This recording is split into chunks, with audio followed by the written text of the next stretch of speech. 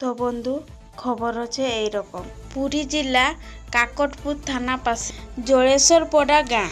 কালকে দ্রৌপদী মহান্তিয়ে ওদের ঘর পেছুই বড়হল বাসা ভাঙতেছিল। বড়হল বাসা ভাঙবার সময় বড়হল বাসাটা দ্রৌপদীর উপরে আসি পড়ে গেল। সবু বড়হল গা রাগাই গেল।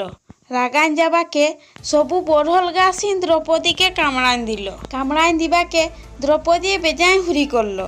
হুরি শুনি ঘরের লোক সবু দৌড়ি আসলো।